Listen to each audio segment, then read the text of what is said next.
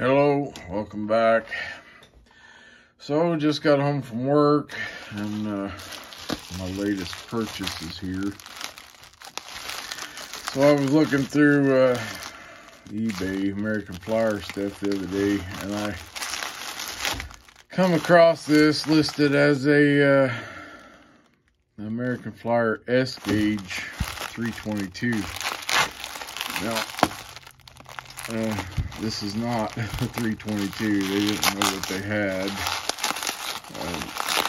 This should be, I believe, an American Flyer 570 pre-war O gauge. It's still the same 3/16 scale. The knife is about dull as they can get.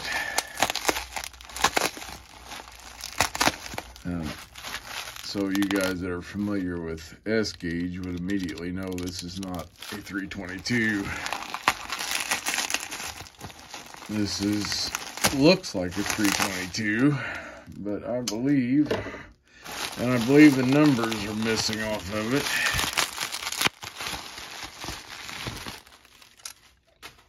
And it's been repainted, but this should be a 570. I don't know if it's gonna run. It was, the seller had bought a bunch of trains at an estate auction. Immediately I see the switch is missing for the E unit. So that could be a problem. But I bought this because these are getting super hard to find. I've only seen a handful of them on eBay over the years. I've got one of these and I'm constantly looking for parts, to keep these running. So we're hoping this might run, but immediately seeing this switch is missing gives me a little hesitation that it's going to run. Most of the time when you find these, the wheels are just crumbling. Usually not the drive wheels. For whatever reason, these 3/16 scale, the drive wheels seem to survive, but the truck wheels are usually where the problem's at. Now it looks like all these have been replaced.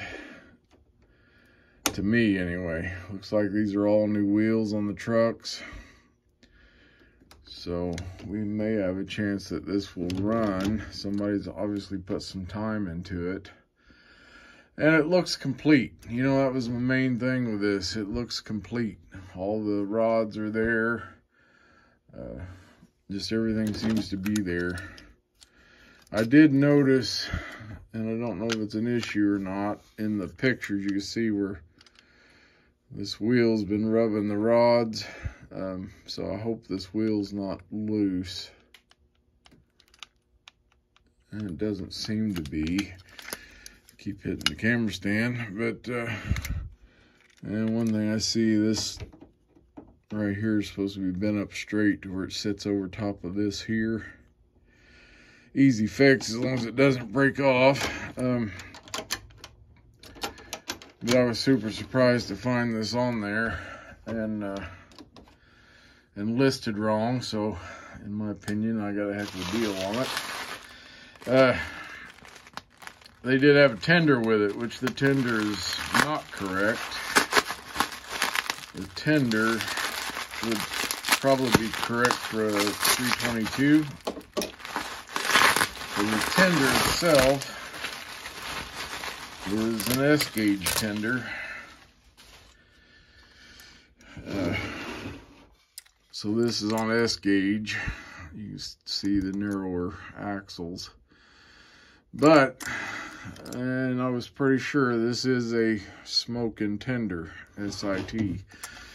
So, can we, at some point,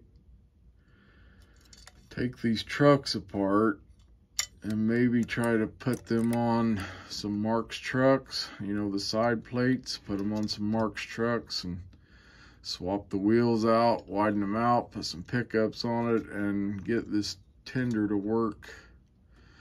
Maybe pipe it through this 570. Or I may just resell the tender. In my opinion, this tender is worth what I paid for all of this. So I could just sell the tender, recoup my money, or try to get it working to see if it works. I do have a few S-gauge locomotives, but none that would use this tender. And I've been selling all my S-gauge stuff, so I've only got 3 locomotives left. But, yeah, so the tender would be, I think, correct size for this locomotive, just not the correct gauge. So let's pull this other engine around here so I can get it off, and we'll see if this will make any noise at all.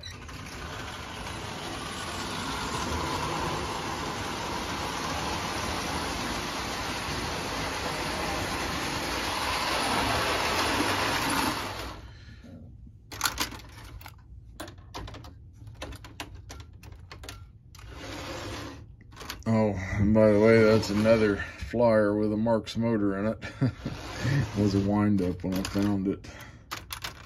Actually, the wife found it at a flea market in a plastic freezer bag for 20 bucks for locomotive tender and the original cars. So, will it make a sound? Will it move? Will it do anything? And it's trying to run in reverse.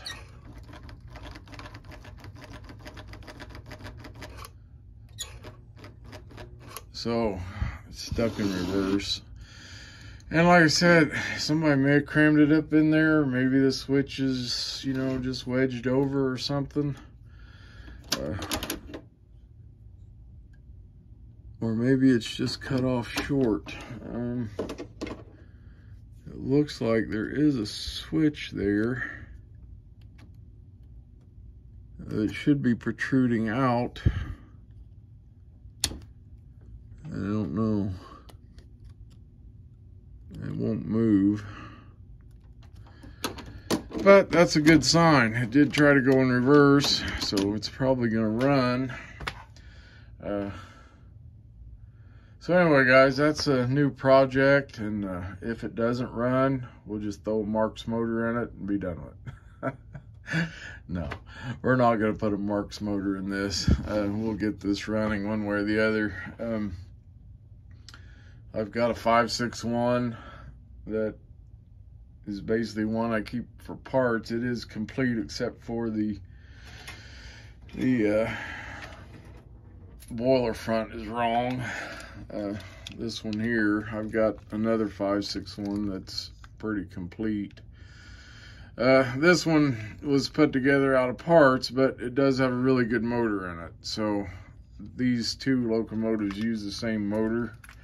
So if we can't get this other motor to work correctly, we will put that motor in it, and we will fix this one eventually. I actually also have another 561 coming I found for $22.